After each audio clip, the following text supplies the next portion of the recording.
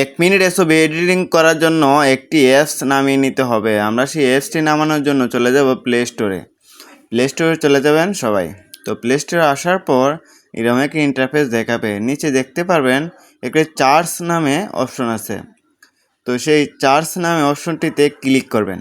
Click করার পর দেখতে পাবেন সার্চ অপশনটা এভাবে উপরে চলে আসবে। তারপর এখানে লিখবেন RIMINI রিমিনি, মানে সেম নামটাই আপনার দিয়ে দিবেন। দিয়ে দিলেই সেই অ্যাপটি চলে আসবে। আমি সার্চ করছি, দেখুন সবার উপরে কিন্তু সেই অ্যাপসটি চলে আসছে। আমার যেহেতু আগে থেকে ইনস্টল করা, তাই আপডেট দেখাচ্ছে। আপনারা এখানে ইনস্টল লেখা থাকবে, সেই অ্যাপসটি ইনস্টল করে নেবেন। তো চলুন সরাসরি সেই অ্যাপসটিতে চলে যায়। তো আমি বের হয়ে যাচ্ছি। বের হয়ে আসার পর দেখুন সেই অ্যাপসটি আমি খুঁজে বার করছি। এটা আগে থেকে ইনস্টল করা ছিল, তাই এখানে দেখাচ্ছে।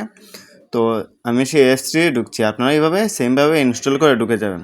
ঢুকে যাওয়ার পর অনেক পারমিশন চাবে, তো পারমিশন দিয়ে দিবেন। আমি একটি ছবি এখান থেকে ক্লিক করলাম। ক্লিক করার পরে কিন্তু অনেক সময় অ্যাড শো করবে, তো আপনারা একটু স্কিপ করে দেখুন। ডাউনলোড হয়ে গেছে 1 মিনিটে।